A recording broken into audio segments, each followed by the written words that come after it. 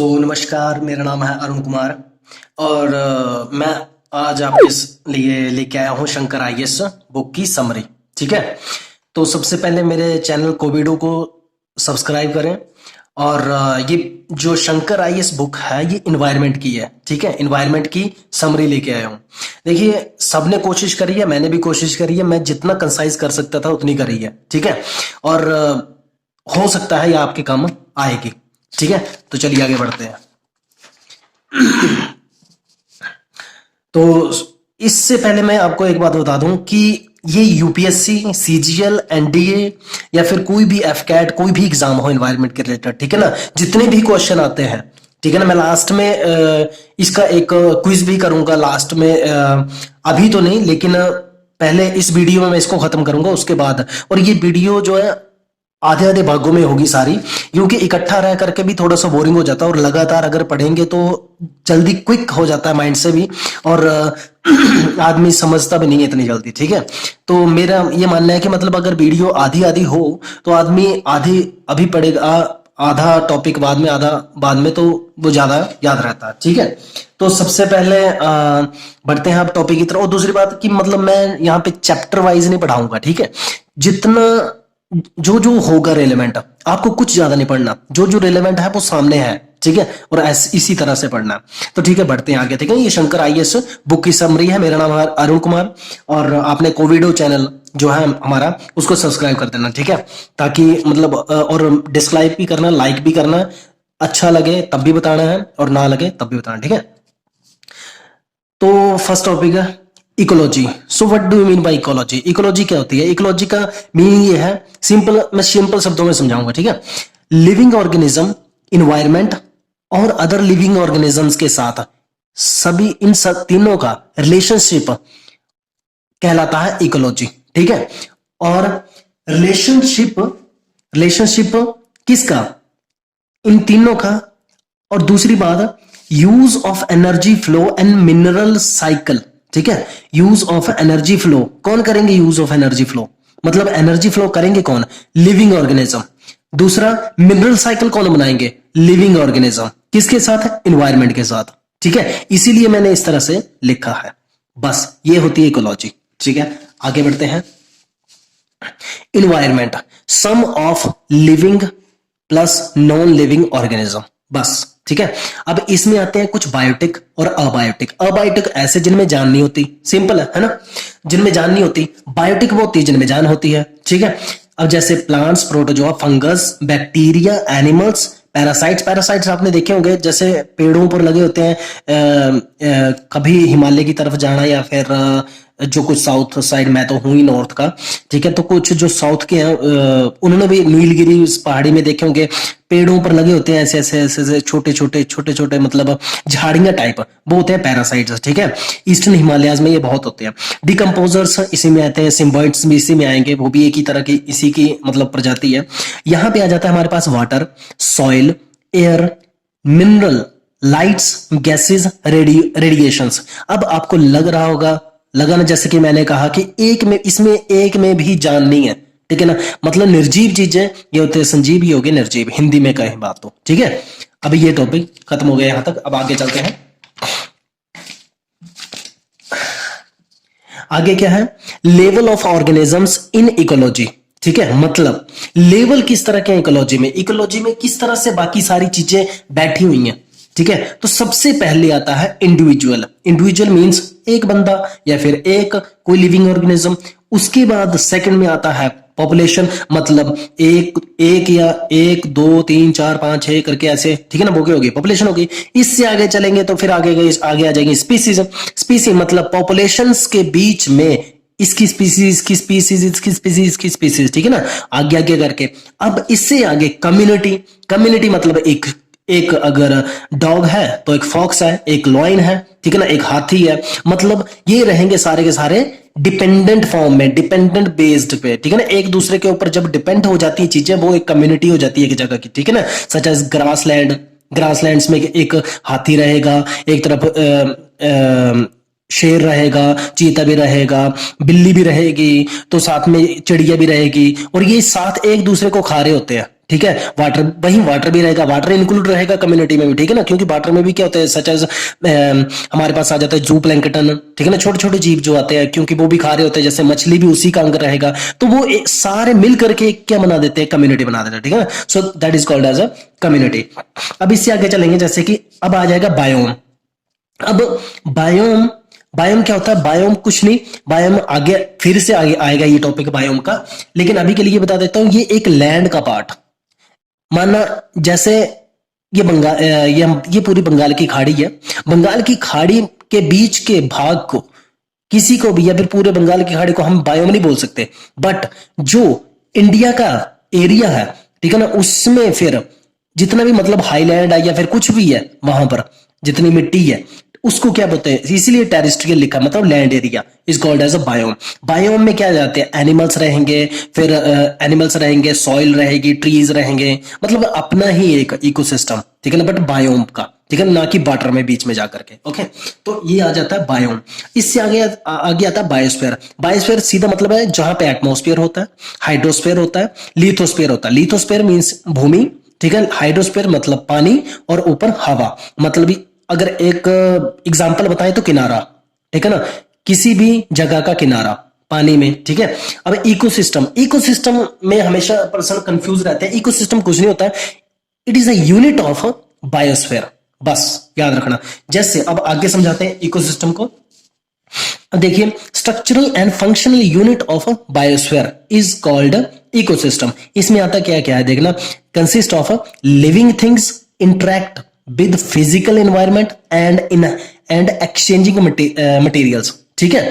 ये सारा का सारा क्या आ जाता है इन्वायरमेंट में, सच एज अगर इकोसिस्टम क्या मतलब, एक चिड़िया है, एक चिड़िया किसी ग्रास हॉपर को खा रही है, एक टिड्डे को खा रही है, ठीक है ना, टिड्डा घास खा रहा है, ठीक है ना, फिर टिड्डा फिर आगे घास जो है, घास को नाइट्रोजन मिल रही है, फिर घास को पानी भी मिल रहा है, फिर घास को मिट्टी मिट्टी से न्यूट्रिएंट्स भी मिल रहे हैं, तो वो सारे एक जगह का क्या बना देते हैं, इकोसिस्टम बना देते हैं, कि यहाँ का इकोसिस्टम इस तरह का है, क्योंकि वही वो डिसाइड करेंगे, मतलब ग्रास हॉपर भी, चिड़िया भी डिसाइड करेंगे कि उसके आसपास वाले जीव कैसे होंगे, ठीक है ना। तो फिर वहां का इकोसिस्टम अलग हो जाएगा, फिर अलग, और ये इकोसिस्टम अलग अलग जगह करके अलग अलग होता है, ठीक है ना।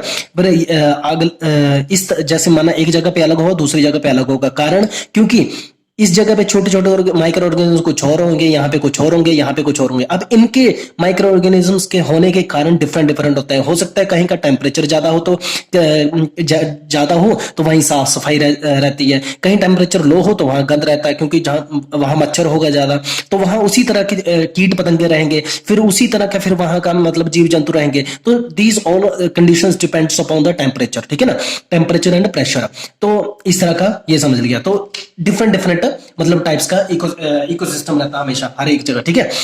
अब आ जाता है, ये मैंने लिखा है जैसे कि वेरी मोस्टली कैन, अब वेरी मोस्टली का मतलब काफी बार ये मतलब चेंज होगा, ठीक है, इकोसिस्टम। माना भारत के साउथ में कुछ अलग तरह का है, फिर नॉर्थ ईस्टर्न में अलग तरह का रहेगा, नॉर्थ ईस्ट हाँ नॉर्थ में अलग तरह का रहेगा, साउथ में अलग में रहेगा, एंड सेंटर में अलग तरह का रहेगा, ठीक है।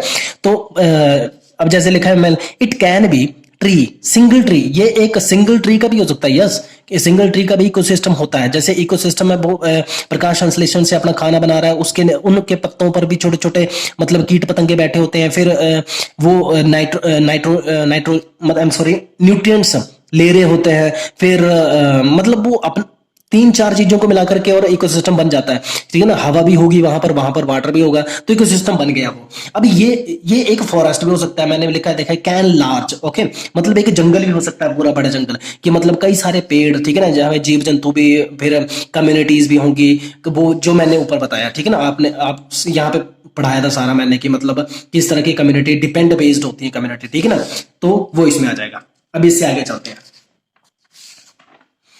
हमारे पास अगला आ जाता है हाँ इसी में है इकोसिस्टम इंक्लूड। अब देखो मैंने बताया, जैसे कि मैंने अभी कहा था, plants, trees, animals, fish, words, micro organism, water, soil and people, ठीक है ना। हाँ एक और बात याद रखना, पीपल भी इसमें इंक्लूड रहते हैं, ठीक है ना, आदमी हमेशा खुद को भूल जाता है हमेशा, ठीक है।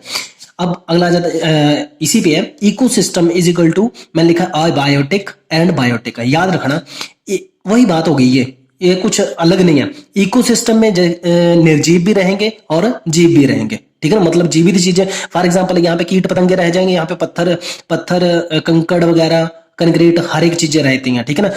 ये बड़ा सिंपल सा फॉर एग्जाम्पल, इसका एग्जांपल अगर दें तो एक कोई भी प्लेस, बस एक प्लेस, वन प्लेस, ठीक है, जहां पर पानी भी है, पानी भी रहेगा, मछलियां भी रहेंगी, फिर पत्थर भी रहेंगे, ट्रीज भी रहेंगी, ये सारी सारी चीजें, ठीक है ना, एक प्लेस पे, सच एज वाटरशेड। वाटरशेड भी इसका काफी अच्छा एग्जांपल है इकोसिस्टम का, ठीक है। अब आगे जाता है, जिस जिस तरह से हम ऊपर जाते चलते चलेंगे, ठीक है, और यहां से भी, ये भी इस तरह का याद रखना, ये इस तरह का, इसका मतलब ये नहीं है कि नीचे जा रहे हैं, इसका मतलब भी ऊपर जाना ही होता है, ठीक है। तो क्या होगा, क्या जिस तरह से इंक्रीज होता चलेगा, इंक्रीज एल्टीट्यूड, एल्टीट्यूड जिस तरह से इंक्रीज होता जाएगा, एयर कोल्डर होती जाएगी एंड ड्राई होती जाएगी, याद रखना, ठीक है ना। सेम एज यहां पर भी ऑब्वियसली ये बात तो सेम ही है, इक्वेटर से ऊपर को तरफ, इक्वेटर से इस तरफ का, मतलब दोनों, अगर यहां से देखें तो ऊपर की तरफ, और यहां से देखें इसको उल्टा करके तो यहां से भी ये ऊपर की तरफ ही जा रहा है, ठीक है, ये बात याद रखनी है। अब बायोटिक, बायोटिक बायोटिक दो तरह के, बायोटिक दो तरह के होते हैं, ठीक है ना। उसके फंक्शंस किस तरह के हैं, उन बेस के बिहाफ पर होते हैं कि मतलब बायोटिक किस लेवल पे हैं, ठीक है ना। जैसे कि नंबर 1 है बायोटिक है प्रोड्यूसर्स, जिनको प्लांट कहते हैं, कंज्यूमर्स एनिमल्स, एनिमल्स होते हैं। जैसे कि अब कंज्यूमर भी जीव ही होंगे और प्रोड्यूसर भी जीवित होंगे, देखते हैं कैसे। ऑल प्लांट्स और मोस्ट, एक बात याद रखनी, all plants can't photosynthesis, only green plant, याद रखना, जिनमें मतलब जिनमें जो ये भरा होता है ना, हम पढ़ते थे क्लोरोफिल, क्लोरोफिल भरा भरा होता है, सिर्फ वही प्रकाश संश्लेषण मतलब सिंथेसाइज कर सकते हैं, अदर प्लांट्स नहीं कर सकते, ठीक है। अब इसमें हम पढ़ते हैं आगे, तो इसमें जो बायोटिक है, ठीक है ना, बायोटिक कितने प्रकार के होते हैं, तो अब बायोटिक पढ़ेंगे, बायोटिक अब जितने भी हम आगे आएंगे वो सारे सारे बायोटिक है, ठीक है। बायोटिक कितने प्रकार के रहेंगे, first is the primary producer, ठीक है, प्राइमरी प्रोड्यूसर है, देखना ये इन्वायरमेंट है, ठीक है। इन्वायरमेंट को पढ़ना बड़ा आसान होता है, ठीक है, अगर कोई बारीकी से समझे, ठीक है। तो प्राइमरी प्रोड्यूसर, प्राइमरी, और हाँ यहाँ पे हम चैप्टर 1 2 ऐसा वगैरह नहीं कर रहे, ठीक है ना। जो जो इंपॉर्टेंट आपने देख लेना, बस उसको याद कर लेना, ठीक है ना, कुछ ज्यादा नहीं करना। यूपीएससी में भी सिर्फ इतना ही आएगा, प्री एग्जाम होगा चाहे मेंस के लिए, इससे आगे आपको कुछ नहीं पढ़ना, ठीक है, कुछ भी नहीं, चाहे जनरल स्टडी 3 का पेपर हो, क्योंकि जनरल स्टडी 3 में ही आता है ये, ठीक है ना, इससे आगे ये पूछेंगे मैंने, ठीक है ना। और एक या दो क्वेश्चन लिखने होते हैं, इससे अगर आप एक्स्ट्रा जाएंगे तो मतलब वैसे करार रहेगा। एनडीए में भी इतना ही आएगा, अगर हम सीजीएल की बात करें तो इससे ऊपर है ही नहीं, ठीक है। तो पहली बात, अब हम आगे बढ़ते हैं। पहले प्राइमरी प्रोड्यूसर, प्राइमरी प्रोड्यूसर का मीनिंग क्या होता है, इंडिपेंडेंट, ऐसे पौधे या फिर ऐसी चीजें जो कि प्रकाश संश्लेषण या फिर सिंथेसाइज, फोटोसिंथेसाइज के द्वारा अपना फूड अपने आप बना लेते हैं। सिंपल मेरे भाइयों, ठीक है, सिंपल तरीके से यही समझना, अपना फूड खुद बना सकते हैं, उनको कहते हैं प्राइमरी प्रोड्यूसर, ठीक है। और इनको ऑटोट्रॉप्स भी कहते हैं, सच एज वाटर में अगर जाएंगे तो वो रहेगा एल्गी, ठीक है ना, मतलब शैवाल। ग्रीन प्लांट, अगर हम भूमि पर आ जाएंगे, जिनको हार्बेसियस, क्वेश्चन याद रखना, ये पूछे जाते हैं, ऐसे ऐसे छोटे छोटे टर्म पूछी जाती हैं, हार्बेसियस, ठीक है, हार्बेसियस किसे कहते हैं, तो याद रखना, लैंड पर जितने भी ट्रीज हैं उनको हार्बेसियस कहा जाता है। और वाटर में जो है वो जिसको प्लांट्स कहते हैं, वो जो वाटर के प्लांट्स हैं उनको क्या दिया जाता है, एल्गी। आई एम सॉरी, जो प्लांट्स हैं उनको नहीं कहा जाता, बट जितना भी जो शैवाल है ऊपर आपने देखा उसको एल्गी कहा जाता है। ये भी अपना भोजन खुद बनाता है, ये भी अपना भोजन खुद बनाते हैं। और सर्टन बैक्टीरियाज, ये भी वाटर की बात हो रही है, ठीक है ना, प्रोटोजोआ, ठीक है। अब देखना इनको क्या कहा, ऑटोटॉप्स को क्या कहा गया, synthesize carbohydrate from inorganic raw material. Inorganic raw material क्या होता है, carbon dioxide and H2O in the presence of light. बड़ी सिंपल ही है ये तो, ठीक है ना।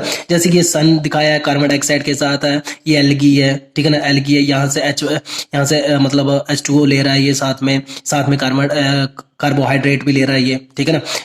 कार्बोहाइड्रेट ये एयर से भी ले रहा होता है, वाटर से भी ले रहा होता है। तो क्वेश्चन इस तरह से आते हैं बड़े छोटे छोटे की, मतलब ये कहाँ से क्या ले रहा है, ये चीजें जरा पता होनी चाहिए, ठीक है ना। आपको ज्यादा नहीं कुछ करना, जितना मैं बता रहा हूँ बस उतना पढ़ लो, ठीक है ना। इतना ही अगर याद रहेगा तो टिक खुद हो जाएगा, ठीक है।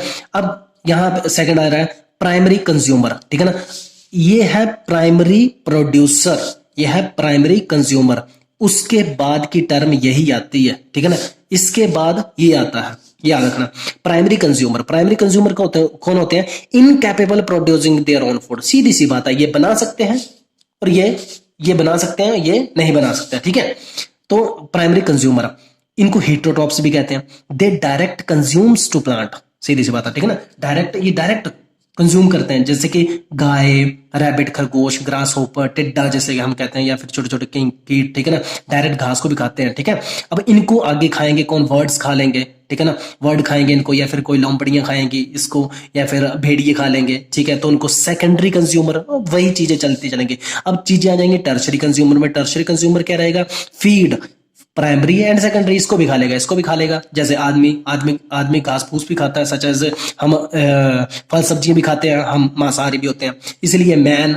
बट यहाँ पे ये लॉइन भी लिखा, तो लॉइन एक अपवाद है, ये वेज नहीं है, बस इसको ये लिख लेना, ठीक है ना। नॉन वेज चाहिए, ठीक है, बस इतना कर लेना। तो इससे आगे चलते हैं। इससे आगे क्या है?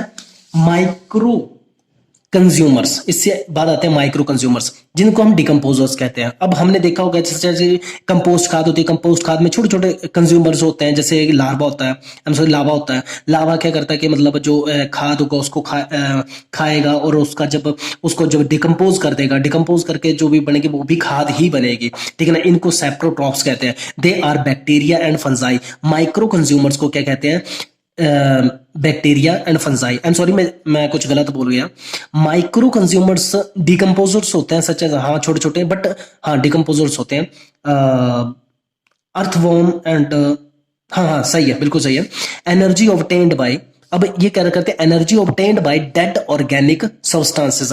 डेड ऑर्गेनिक सब्सटेंसेस में क्या है? मतलब देखिए यहाँ पे ये है कि मतलब ये डेड ऑर्गेनिक सब्सटेंसेस से अपना क्या करेंगे? सच एज मानना कि मतलब कहीं पेड़ कट के गिर गया, या फिर कहीं मतलब एनिमल को हम कहीं घास कहीं फेंक, जैसे होता था ना पुराने जमाने में, मतलब पुराने जमाने के अभी भी कई जगह जैसे देखना, मतलब खुली जगह पर पशुओं को फेंक देते हैं, ठीक है ना। तो फिर उन पर फंगस लग जाती है, फिर कुछ भी लग जाता था, तो वो फंगस उनको खाती है, ठीक है ना, उनको खाती है। और अब जैसे यहाँ लिखा है, उनको खाती है earthworm and certain soil organism, detritus feeders. Detritus feeder help in decomposing. तो मतलब जो चीजें उनको खाती हैं उसको कहा जाता है डेट्रिटस फीडर्स, मतलब उनको कहते हैं डेट्रिटस। क्वेश्चन में आता है हमेशा, ठीक है ना। इसको देखना, ये क्वेश्चन आता है हमेशा कि डेट्रिटस किसे कहते हैं। तो याद रखना, डेट्रिटस एक तरह का माइक्रो कंज्यूमर्स को कहते हैं, ठीक है ना, कि जो उनको खाते हैं। आगे चलते हैं। होम्योस्टेसिस क्या कहते हैं? होम्योस्टेसिस होती है ecosystem capable to maintaining their state of equilibrium, ठीक है ना। मतलब इकोसिस्टम कैपेबल, जब इकोसिस्टम जो है हमारा एक, मतलब मैंने अभी पीछे बताया था आपको कि मतलब एक जगह का इकोसिस्टम, अदर जगह का इकोसिस्टम, अदर जगह का इकोसिस्टम डिफरेंट होंगे, ये कभी सेम हो ही नहीं सकते, ठीक है ना। अगर ये सेम हो नहीं सकते, अब देखना यहाँ का इकोसिस्टम जो है ये कैपेबल होता है अपनी ही जगह में एनर्जी फ्लो करने में, मतलब अपनी ही जगह मटेरियल को एक्सचेंज करने में, ये भी अपनी ही जगह कैपेबल है, ये भी उसी तरह अपनी जगह कैपेबल है, ठीक है ना। इसको कहते हैं होम्योस्टेसिस। अगर मतलब सेल्फ रेगुलेशन, यहां पे मैंने लिखा सेल्फ रेगुलेशन। अब देखना, स्पीसीज का स्ट्रक्चर एंड फंक्शनल प्रोसेस। मानना, अब एग्जांपल करके बताता हूं, जैसे कि एक ग्रास होपर है, एक ग्रास होपर को चिड़िया ने खाया, ठीक है। अब चिड़िया को खाने के लिए वहां पर फॉक्स या लोमड़ी या फिर कुछ और तरह का जीव भी होना चाहिए। अगर वो वहां पर नहीं होता है तो इसका मीनिंग है वो बैलेंस नहीं हो रहा है, इकोसिस्टम वो बैलेंस नहीं हो रहा है। मतलब अगर एक है तो उसको खाने वाला दूसरा भी चाहिए, बस इतना। और ऐसे सिस्टम को होम्योस्टेसिस कहा जाता है, बस। अब आगे आ जाता है ecotone. Ecotone is a junction between the two और मोर डाइवर्स इकोसिस्टम। सीधी सी बात है यार, ठीक है ना। एक वन इकोसिस्टम, ये था, ये तीसरा था, ठीक है ना। अब इन तीनों के बीच में यहां पर इस जगह को और इस जगह को क्या कहते हैं? इकोटोन कहते हैं, ठीक है ना। अब आगे समझते हैं किस तरह से ये इस तरह से सच एज मैंग्रूव फॉरेस्ट हमने देखा होगा वेस्ट बंगाल में जो कि मैंग्रूव्स है, एक साइड बांग्लादेश है, एक साइड वेस्ट बंगाल में, वेस्ट बंगाल का ईस्टर्न भाग है, ठीक है ना, ईस्टर्न भाग है, उसमें अब हमने देखा होगा नीचे वाटर है, ठीक है ना, बंगाल की खाड़ी यहां पर है, और ऊपर इस तरफ क्या है, बायोम है, जैसे मैंने बायोम कहा था, लैंड है, ठीक है ना, लैंड और पानी के बीच की जो जगह होती है वहां पर काफी सारी डाइवर्सिटी होती है, ठीक है ना, वो मैंग्रूव फॉरेस्ट है। तो मैंग्रूव फॉरेस्ट वो एरिया किस क्या कहलाता है, इकोटोन कहलाता है, ठीक है ना। अब इससे आगे देखते एग्जाम्पल से समझते हैं इसको, जैसे between the marine and terrestrial, ठीक है, ये है भूमि, ठीक है, और ये है वाटर, वाटर के बीच की जो जगह है इकोटोन कहला रही है। यहाँ पे काफी ज्यादा डाइवर्सिटी होती है, बहुत ही ज्यादा, कारण क्योंकि यहाँ पे यहाँ पे वाटर भी मिलता है, ठीक है, और यहाँ पर जीवों को ठहरने के लिए जगह भी मिलती है जो शैलो मिलती है, क्योंकि जीव ऑब्वियसली गहराई में तो जाना पसंद नहीं करते हैं, इतनी प्रेशर में रहना कोई पसंद नहीं करता। हर जीव को क्या चाहिए, लाइट चाहिए, लाइट यहां पहुंच नहीं सकती, इसी का फायदा उठा करके वो कहां आते हैं, थथली जगह पर आ जाते हैं, ठीक है ना। तो इसीलिए यहाँ पर डाइवर्सिटी बहुत ज्यादा होती है। इसीलिए इसको सिंपल याद रखना, कारण इसका कि मतलब डाइवर्सिटी क्यों ज्यादा होती है, बस यही है इसका आंसर, कि मतलब यहाँ पर लाइट बड़ी आसानी से पहुंच जाती है, ठीक है ना, और लाइट बड़ी आसानी से पहुंच जाती है जिसके कारण सारे के सारे जीव यहाँ पर आ जाते हैं किनारे पर, ठीक है, और इसीलिए मछली पालन यहाँ पे बहुत ज्यादा होता है किनारों पर। Organisms occurs primarily and abundantly known as species, okay, as species. अब क्या आ गया, organisms occurs primarily and abundantly known as species. सीधी सी बात है, जो भी स्पीसी, माना यहां पर कोई एक मछली है, वो काफी ज्यादा है, ठीक है ना, वो काफी ज्यादा है, अगर वो काफी ज्यादा, तो उसका मतलब क्या हुआ, वो एज स्पीसीज हुई, आई एम सॉरी, वो क्या बन जाता है वहां का, एज स्पीसीज। और अगर वही मछली अगर और ज्यादा मतलब पाई गई, तो उसको एज इफेक्ट कह देंगे वहां का, ठीक है ना। अब जैसे such as increasing words on grasslands, ठीक है, इंक्रीजिंग बर्ड। अब जैसे आपने देखा होगा कि मतलब कहीं हमारे वेटलैंड होते हैं, ठीक है ना, वेटलैंड के ग्रासलैंड्स पे जो है काफी सारे मतलब काफी सारी चिड़िया आ जाते हैं, काफी सारे बर्ड्स आ जाते हैं, ठीक है ना, उनका कारण अब जब उनका बढ़ना ही एज इफेक्ट कहलाता है, इस तरह से समझिए, ठीक है ना, उनका बढ़ना ही क्या कहलाएगा, एज इफेक्ट। सो दोस्तों, इस वीडियो को मैं यहीं पे छोड़ रहा हूं, और चैनल को सब्सक्राइब करें, कोविडो को, और इस वीडियो की जो आगे की आने वाली सीरीज है उसको मैं बनाता रहूंगा, ठीक है। धन्यवाद।